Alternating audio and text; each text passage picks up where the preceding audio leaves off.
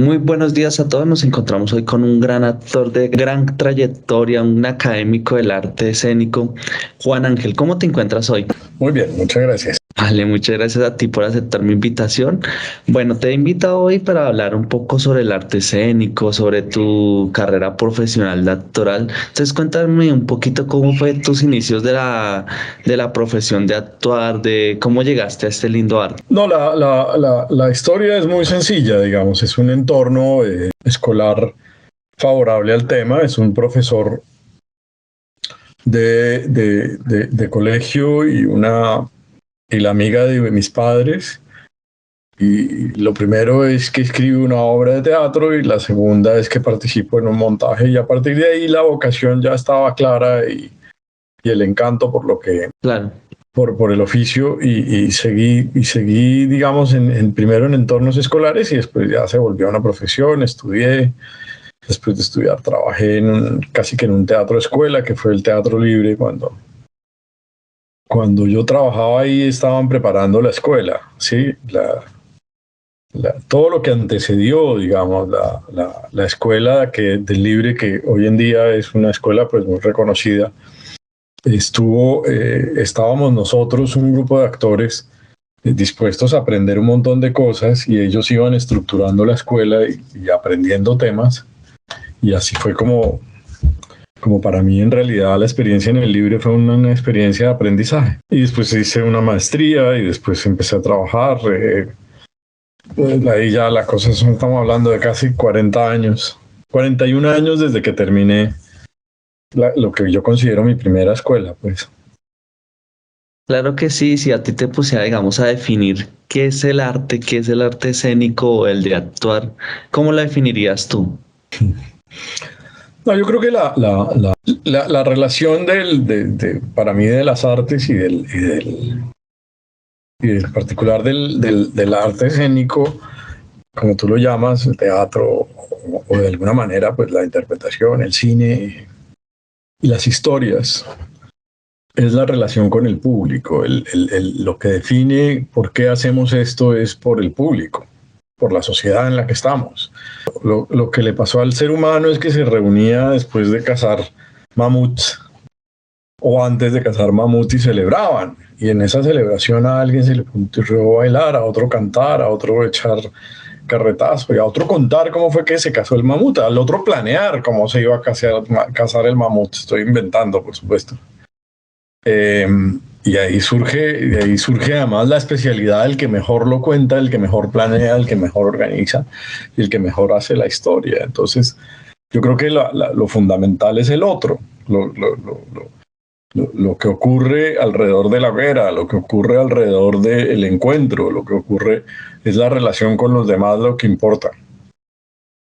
Lo demás ya es un poco si sabes, si bailas, si cantas, si haces acrobacias, si lo tuyo es una habilidad u otra, o si realmente logras algo distinto, pero si no logras interesar a la gente, pues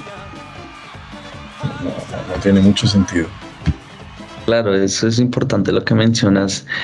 Bueno, ¿y cuál fue tu primer papel que hiciste en la televisión o en el teatro? ¿Qué más te ha gustado y por qué te marcó? Digamos que estás hablando del primer papel, eso es una pregunta de muchísima trayectoria. Yo tengo memoria, de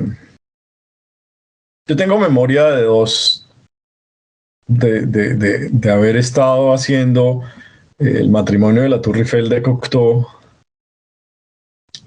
Yo hacía el guardia y en un ensayo entre la máscara y que me habían puesto y lo que pedía el director, realmente sentí como el gusto de hacerlo. Después, en otra ocasión, también tenía un personaje en una obra de Boris Vian y la reacción del público me fascinó. El hacer un gag y que la gente reaccionara. Eso es como Y después, aquí lo peor es que todas son francesas y hace mucho tiempo que no hago nada francés. En el Burgués Gentilhombre, en el Teatro Libre, haciendo Cleonte, también tuve como la claridad de que eso bien hecho era realmente un placer y que era una buena historia. Y que había una conexión con el público a conquistar y que esa conexión era absolutamente vital. Vous êtes lecteur en français? Pour francophones et francophiles, votre librairie à Bogota, c'est Tiempos Futuros à la 92. Le libraire est un grand lecteur, donc un grand libraire. Vous trouverez par exemple le Mage de Creblin, le dernier prix de l'Académie française, en Céline inédit, le prix Goncourt 2022 et en prix féminin, et des BD. C'est fantastique. Venez, n'hésitez pas. Y además recordemos que tú estudiaste en Francia, ¿cierto? Al lado del famoso actor francés, que me perdonarás mi mala pronunciación, pero Jacques, algo así. Jacques Lecoq, sí, Jacques Lecoq. Exactamente. La importancia de Jacques es que Jacques fue primero gimnasta y llegó al teatro desde la expresión corporal prácticamente. Entonces es uno de los rescatadores de la comedia del arte. Entendía que es un teatro con máscara, es un teatro donde Arlequín se pone feliz y da 3 saltos mortales y todo lo que eso implica. Pero la otra parte de Lecoq es que él no se quedó como en la idea de que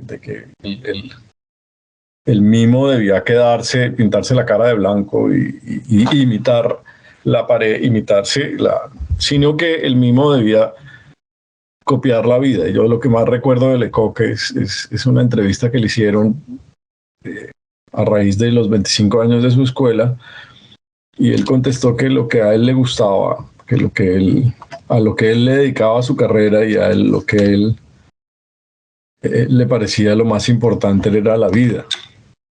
Y es que si hay un aprendizaje que yo quisiera haber capturado de él, era que el arte es una relación con la vida. Entonces uno se burla de los avaros, se habla del amor, muestra el interés del ladronzuelo, ese tipo de cosas. Si no hay una expresión de la vida, si no hay una imitación de la vida, no hay arte. Y la vida hay que celebrarla, ¿sí? Es como la gran lección de él. Y para ti, que tú has, digamos, colocado siempre el arte y dices que mediante el arte se llega a la paz, cuéntame un poco de este legado que tú quieres dejarnos, que has trabajado, incluso tú eres director de la Academia de Cine Colombiana, ¿no? Fui, hace un mes que dejé de serlo. Bueno, no sabía, ¿verdad? No, tranquilos, es que como es una entidad democrática, pues se ganan y se pierden elecciones, entonces perdí. Ganó Natalia Reyes. Y es la academia, digamos, yo sigo siendo miembro y estoy entusiasmado con unas cosas que pasan ahí y espero poder seguir colaborando, ya no desde la presidencia, pero desde otras perspectivas. Perfecto, no. Entonces un poco para contestarte, yo creo que hay varios ejes a través de los cuales el arte es necesario en la construcción de sociedad y, por supuesto, en la construcción de paz. Y en eso es algo que coincido plenamente con la ministra Arisa, y es que el cambio es cambio cultural primero que todo, y la paz es un proyecto cultural también. La primera es que sin formación artística no somos ciudadanos, yo diría. Si no nos enseñan a escribir, si no nos enseñan a contar historias, si no nos enseñan a jugar, si no nos enseñan a tocar un instrumento, probablemente seamos unos psicóticos, paranoicos, delincuentes. Yo creo que la gran diferencia entre una persona que interactúa con el resto de la sociedad y una persona que no le importa hacerle daño a la sociedad es la formación artística. Y eso ocurre en el colegio y eso hay que incentivarlo, y eso al mismo tiempo, si queremos, pues eso le daría muchísimo trabajo a artistas desempleados, porque lo que se necesita es profesores de arte, ¿no? Es como para mí una de las pilares de la transformación con cultura. Lo segundo, que yo creo que es totalmente importante en cuanto a la cultura, es que la cultura nos pone enfrente del otro. Es porque yo leo a un literato que me entero de que en otra parte de mi sociedad ven el mundo de otra manera, ¿no? Es leer a Carolina Zanini y entender su punto de vista, no ya desde un discurso donde ella agrede o está argumentando, sino de la sensibilidad de ella que puede presentar y ayudarme a entender y aceptar y hasta felicitar esa perspectiva, ¿sí? Es Sánchez Baute contándome su experiencia homosexual. Sí, hay un lugar en la literatura y en las historias y en el cine y en el teatro en donde yo me acerco al otro, el otro me expresa sus cosas y yo empiezo por lo menos a entenderlo. Y eso es un elemento de transformación. Nunca nadie tiene toda la razón. Entonces, si yo no tengo un espacio de escucha del otro, si yo al otro simplemente digo, usted es un idiota, o usted es un ignorante, pues no hay ninguna relación. Y el arte permite soslayar, digamos, la confrontación, porque yo puedo simplemente oírlo, verlo, y a veces entender sus argumentos, ¿sí? Ese es un rol importante, y yo creo que el arte construye consensos y transforma y puede llevar hacia la paz. Y el otro pilar para mí de la transformación con cultura es que también podemos imaginar, no solamente entendernos, sino que yo puedo hacer imaginación, propuestas creativas y espacios de consenso. Entonces, me parece que si hay algo que va a ayudar a la construcción de una sociedad pacífica, es precisamente el ejercicio de la cultura y el ejercicio y algunos cambios son culturales o no son, ¿no? Cuando oyes que se murieron 7.000 personas y las estrategias pues son las de cultura ciudadana y la publicidad, todas ellas culturales, todas ellas simbólicas. Las dos en ese sentido son muy débiles, ¿no? Nuestro país se acostumbró a tener campañas publicitarias de seguridad vial y ni las oímos. Y la cultura ciudadana, por alguna razón extraña, se quedó como en un marco demasiado limitado y no está haciendo lo que promete. Pero no veo otra manera de cambiar esa manera de matarnos, como nos estamos matando en la circulación y en el tráfico, ¿no? 7.200 muertos en Colombia, eso es una salvajada. Y son muertos evitables, ¿sí?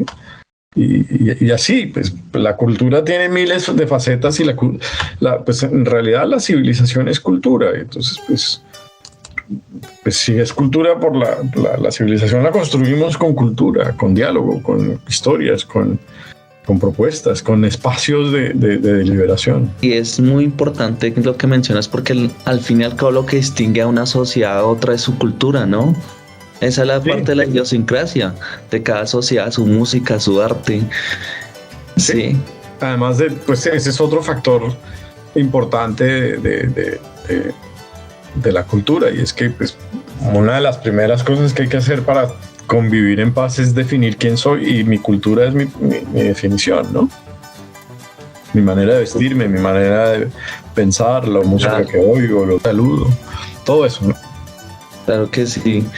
Por ejemplo, algo que me distingue a mí de mi generación, digámoslo así, de jóvenes, es que a mí me gustaba música tropical, la cumbia, Rodolfo Aicardi, los hispanos, entonces todo eso hace parte de mi idiosincrasia, ¿no? Exactamente. Y ese tipo de cosas están ahí precisamente para eso, para tener un espacio de convivencia. Bueno, hablemos un poco ahora de tu paso por la televisión colombiana. ¿Cuál fue tu primer papel y el que más te ha gustado interpretar y por qué? Mi primer papel, tal vez el papel más... El primer intento de trabajar en televisión lo tuve con Kepa Muchastegui en una cosa que se llamaba Mi Otra Vida. Después estuvo un proyecto con Pepe Sánchez que se llamaba Brillo. Y ya después empezó una carrera en Caracol una serie que se me olvida el nombre, La alternativa al escorpión, y finalmente Café y la otra mitad del sol, que fueron como los hitos más importantes de mi carrera. Después hay Pecados Capitales y otras cosas, pero yo creo que esas dos son importantes. Y no, y aunque yo no había nacido en esta época, porque Café con aroma de mujer fue en el 94. Es una serie que marcó, incluso uno encuentra, y tu personaje, el doctor Salinas, fue bastante como la contraparte del personaje. Y además quería preguntarte, ya que se dio el tema, ¿cómo hacías tú tú eres un innato tomador de café, investigador, o para esta serie te volviste un investigador porque hablabas con propiedad, ¿no? De cafés suaves, cada aromas, entonces es bastante interesante el café. Señorita, no me dijo qué le pareció. Ah, sí. No, pues, ¿para qué le voy a decir mentiras? Es que no me gusta ni el café frío. No estoy acostumbrada a tomarlo así. Claro, es un problema de hábito. Es difícil cambiar las costumbres, ¿no? Por algo dijo Taylor, negro como el diablo, caliente como el infierno, puro como un ángel, dulce como el amor. Esa se la debo a la Federación Nacional de Cafeteros. La Federación Nacional de Cafeteros, cuando yo tuve que hacer ese papel, me permitió acompañar a unos tostadores visitantes en un tour en donde se enseñaban cosas de café. Y me tocó Bernardo Saiz, que era uno de los guías de tostadores, muy cercano. Y entonces él me dedicó tiempo y me enseñó cosas de café. Aprendí cosas que no hubiera aprendido de otra manera, porque pues, los textos son un poco áridos y el café es una experiencia sensorial, casi. Y entonces con eso, cuando ya teníamos que hacer el papel, pues yo tenía la capacidad primero de hacer ajustes cuando el conocimiento no era el que era, pero además de proponerle a Gaitán en esa época, oye, mira, este tema de café es interesante, sí, y no lo hemos tocado, y pues la propuesta de Fernando fue, oye, Juan, aprende de café porque me vas a tener que corregir y lo que necesites decir en términos de calidad de café, lo corriges y lo pones, pero queremos que haya un personaje que sepa mucho de café. Y el café pues es un conocimiento, y es un conocimiento pues que Colombia de ese momento acá ha cambiado, ¿no? Hoy en día en Colombia hay cafés gourmets, puedes comprar café A, café B, café C, sí, puedes escoger qué tipo de café tomas. En 2 o 3 sitios de Bogotá se toma realmente muy buen café. Todavía uno puede salir a comprar en Bogotá cafés especialísimos. Entonces, en esa época era una cosa un poquito más difícil y un poco más compleja, y sobre todo que Colombia no era buena tomadora de café. Ahora todo colombiano que se respete se ha vuelto un doctor Salinas en temas de café. Entonces eso realmente ha sido muy agradable. Sí, yo tomo café, no soy muy exigente en el café que me tomo, pues si es malo no lo tomo, solo tomo buen café. Si es una cosa que no me gusta, la descarto. Detesto el café de Greca, me parece que la greca deberían eliminarla, no es necesaria. Mejor el café colado. Y pues nada, no soy muy amigo de los expresos, pero me gusta el café fuerte. Claro que sí, ¿no? Y como te digo, yo también soy un gran tomador de café, pues no soy tan experto en el tema como el doctor Salinas, pero lo que sí se notaba es esa gran intelectualidad del personaje que tú le expresabas, ¿no? Entonces uno lo veía y uno decía, este tipo sabe lo que está hablando, pareciera que fuera verdad el director de alguna agencia de café o algo así. Bueno, y hablando de cafés, sí, claro, y las personas, aunque nosotros debíamos construir, tú que lo dices del arte, incluso tú influiste en la escogencia del personaje Juan Valdez. Cuéntame un poco de esa experiencia. No, ese es un cuento bonito, porque pues yo había sido el doctor Salinas y la federación necesitaba, era un trabajo de casting, pero se necesitaba que fuera un trabajo de casting que entendiera la naturaleza de la federación. Sí, la Federación Colombiana es un caso casi que único en el mundo, ¿no? Es un grupo es un mecanismo que beneficia a 500.000 familias. Difícilmente hay un negocio o una actividad corporatizada, unida, más o menos democrática, con participación, con distribución de conocimiento que afecte 500.000 familias, ¿sí? Eso es un modelo absolutamente único. Entonces, encontrar el personaje implicaba respetar también esa legitimidad. El primer Juan Valdés era un actor, pero ni siquiera era colombiano.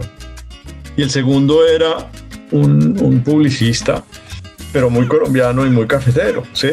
Carlos Sánchez. Entonces salimos a la búsqueda de ese personaje y por otro lado, como había 500.000 ojos más, porque son 3 millones, una familia de 5, pues 6, son 3 millones de ojos sobre ustedes. ¿Qué van a hacer? ¿Quién va a ser el Juan Valdés? Entonces también lo hicimos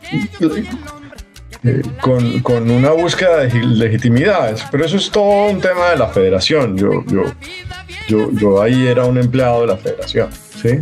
La federación es la que buscó legitimidad, la federación es la que buscó que se buscara por donde había café, la federación fue la que descartó los mecanismos de casting regulares porque dijo por ahí no nos llegan sino actores, ¿sí? Y por otro lado en el paso y en la búsqueda, que no fue poquita, yo creo que en mi base de datos hay como entrevista a 400, 800 personas, sobre la cual se hizo una selección de 100 y sobre esa selección de 100 se escogieron 30 y esos 30 los reunimos y los comparamos, casi que, ¿sí? Y ahí apareció Carlos Castañeda, Juan Valdés hoy, ¿sí? Que en la época era un cafetero, tenía 3 hectáreas. Yo he hecho el cuento que más me gusta echar es el día de la inauguración, Claro. Y el lanzamiento de Juan Valdés. Había que llevarlo con una mula. Y entonces, pues, aparecimos 4 ejecutivos y yo, pues sí, el máximo que yo podía hacer era un publicista, un actor. Y había que enjalmar la mula. Y ninguno supo. Y apareció Juan Valdés. Lo hizo como... Sí, venga, en 2 segundos puso los bultos en la mula, la amarró, la enjalmó y se la llevó, ¿sí? Entonces ahí es como eso, la autenticidad de Carlos Castañeda y de Juan Valdés no es discutible porque realmente es un personaje que tiene el origen y la formación y la entereza, los valores, ¿sí? De 300.000 cafeteros colombianos. Eso es muy importante en ese mecanismo. Claro que sí, yo creo que el café todavía le falta que los colombianos nos tomemos más en serio todavía, que lo hagamos un factor más cultural, parecido a lo que es el vino, la champaña en Francia, ¿no? ¿Tú qué opinas de ello? A mí me parece que son 2 cosas distintas. El vino me gusta y la champaña no, pero no se toman en las mismas circunstancias, ¿sí? Claro. Y yo creo que no, sí, Colombia es un país cafetero y es un país donde se produce un muy buen café, cada vez se produce más, ya no es el 80-60% de nuestras exportaciones como era en los años 60, pero sigue siendo una fuente de ingreso muy, muy importante. Y es una fuente de identidad. En Colombia se está tomando café en todo el país y se está aprendiendo a hacer café especial en todo el país y yo creo que eso simplemente, yo diría que vamos muy bien, no diría que hay que aprender, no, vamos muy bien, sigamos, consolidemos eso, que además de que es una bebida sabrosa, estamos hablando de una cosa que nos genera riqueza de identidad. Bueno, ¿y cuáles son tus proyectos actuales? O sea, ¿qué te dedicas actualmente? Tengo en ciernes una obra de teatro, probablemente para el 17 de marzo. El año pasado apoyé un proyecto en producción de un venezolano que se vino a Colombia, entonces soy coproductor de un proyecto de cine y pienso seguir un poco por ese lado. y estoy a la espera de hacer trabajos de actuación. Y en términos de políticas culturales y en términos de transformación con cultura, me estoy enfocando en un proyecto de audiencias, porque creo que si hay una fragilidad en las artes escénicas y en el cine, es la escasez, las sillas vacías, ¿no? La cantidad de sillas desocupadas que están teniéndolo tanto las salas de cine como el teatro, y eso pues no solamente es un tema de financiación y de recursos que se pierden, sino de legitimidad y de cómo lo que estamos haciendo le está llegando a la gente para la que le estamos haciendo. Claro, eso es importante lo que mencionas porque he visto que de verdad el arte como tal, ya que el teatro, temas así es como más de, digámoslo así, como de culto, que van muy pocas personas, que les gusta el arte y van y lo ven, pero no es algo comercial, ¿cierto? No, yo creo que hay... No, yo lo veo de otra manera. Yo creo que el problema es que la legitimidad de lo que vemos, ¿sí? La manera como interactuamos con las diferentes expresiones de cultura hace que el diálogo se limite a veces a un consumo cultural masivo y comercial, ¿sí? Eso no le quita ninguna legitimidad al arte comercial. Yo creo que Claro.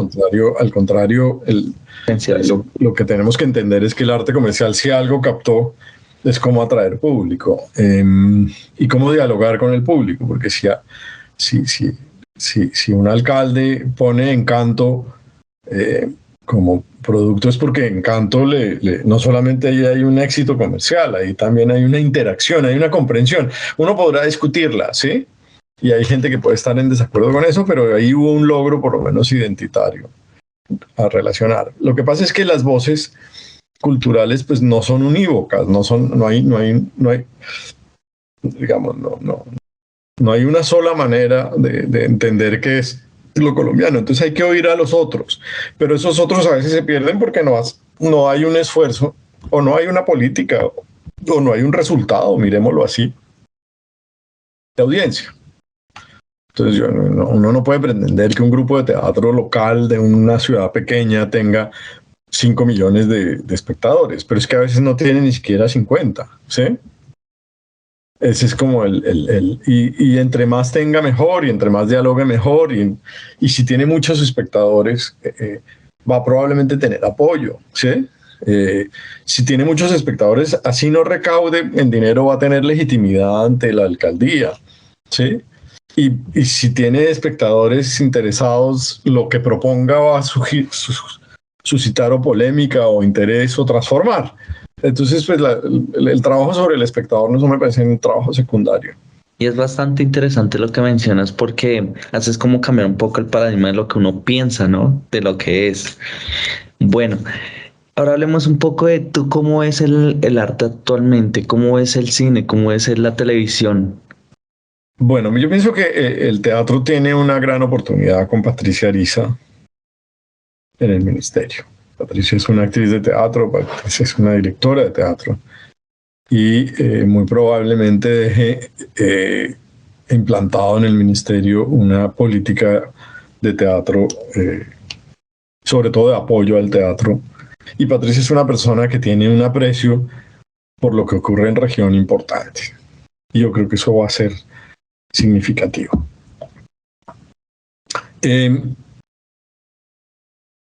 Pienso que mi crítica sería que quienes llegaron al ministerio hoy en día dijeron no, lo comercial no nos interesa, ¿sí?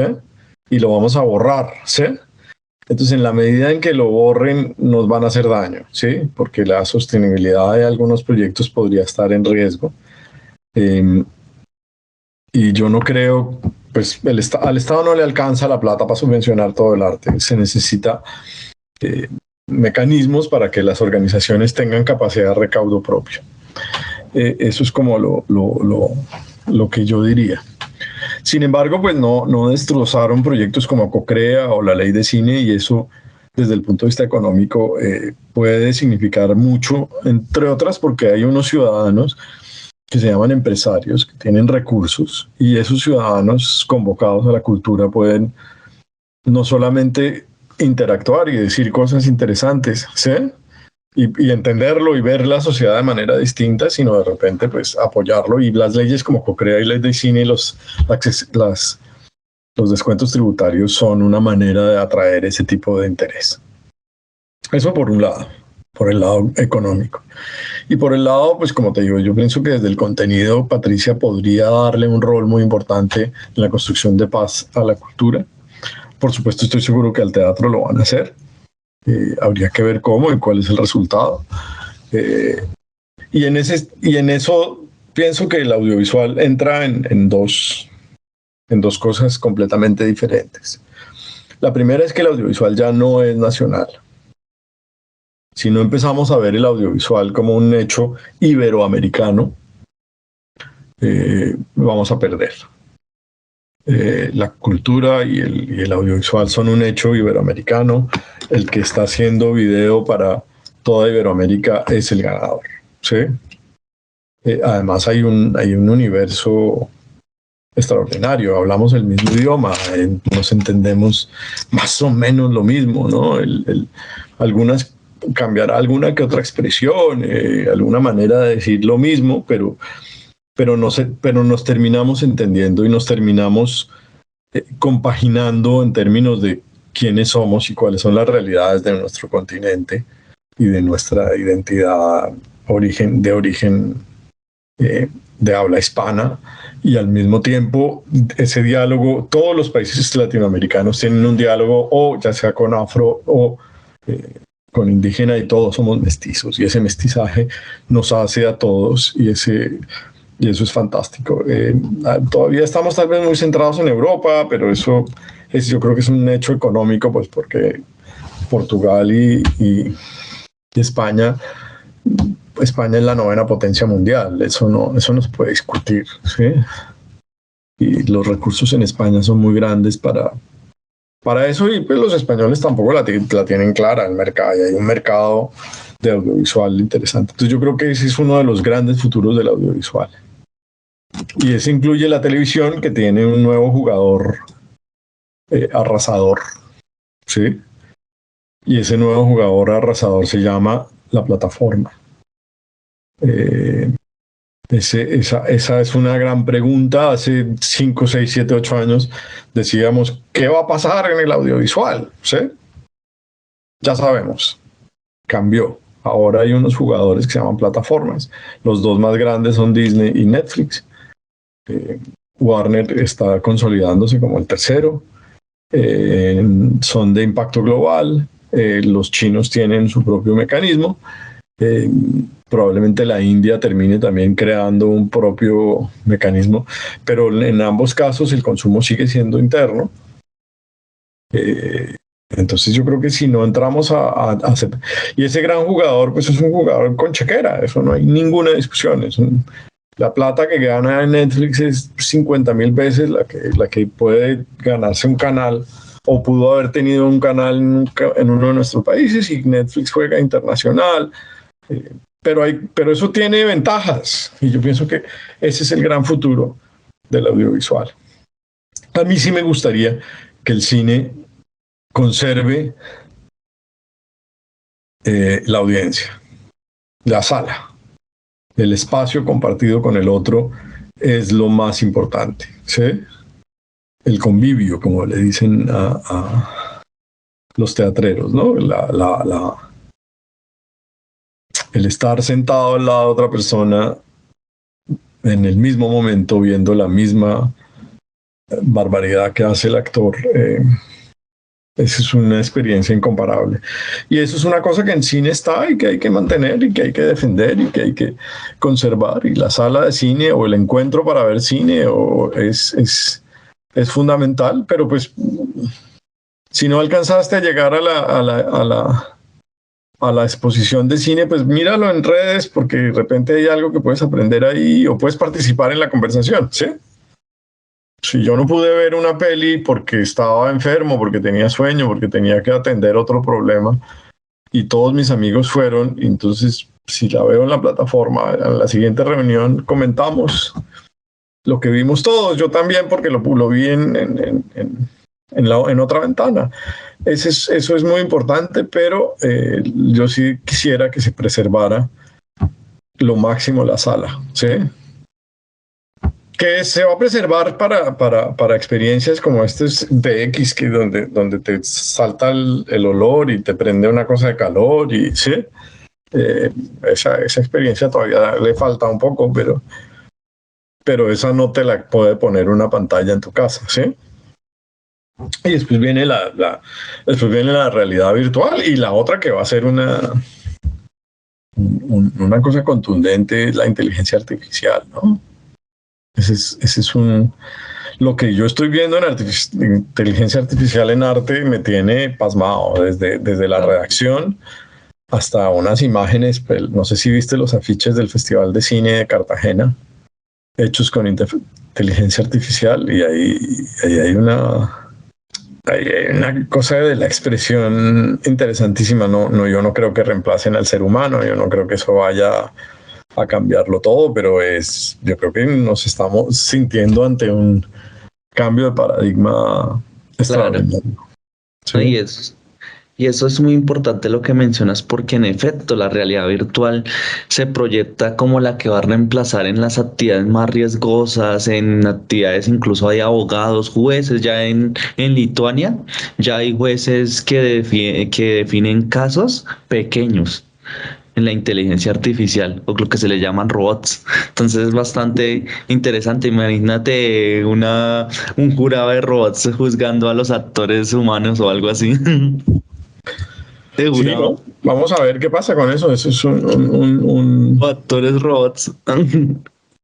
Sí, no, pero el actor de animación y el actor robot existe hace rato, ¿no? Sí, Entonces, claro, las animaciones, pero de todas maneras tiene la faceta humana que es la voz, ¿no? Que es como el factor humano.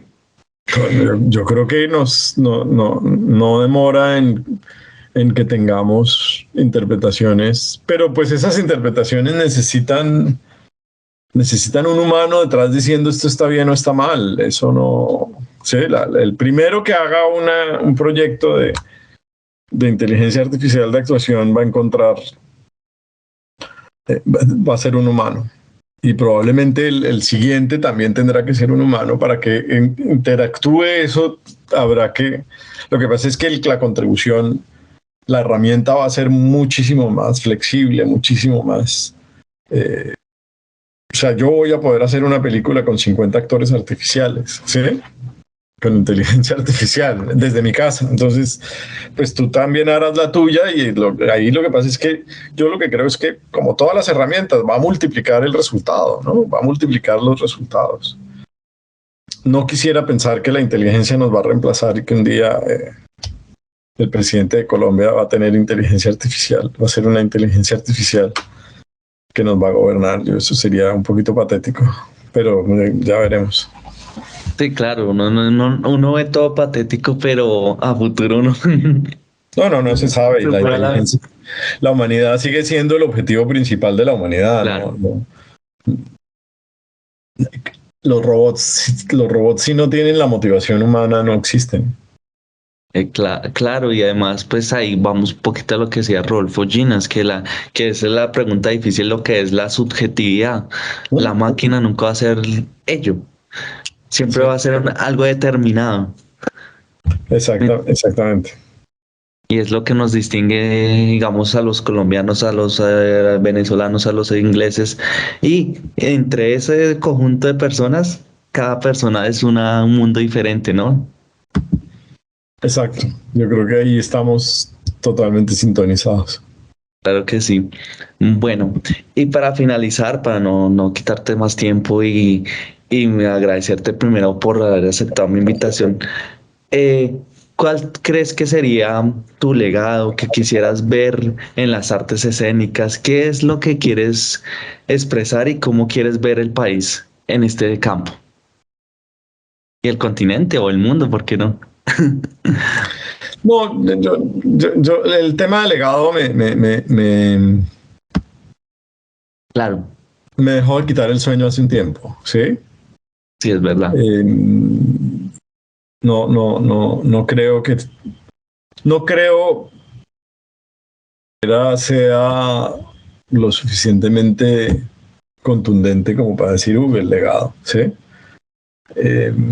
Pero si yo tuviera que decir qué quedó, es la idea de que la cultura sí es una herramienta de transformación y que la sociedad puede, de una manera o de otra, usando la cultura, ser mejor. Ese sería como Tu, tu opinión final. Bueno, muchas gracias por aceptar mi invitación. Quedo muy agradecido por este espacio que me brindaste. Muchas gracias. Lo mismo. Muchas gracias por llamarme y muy a la orden.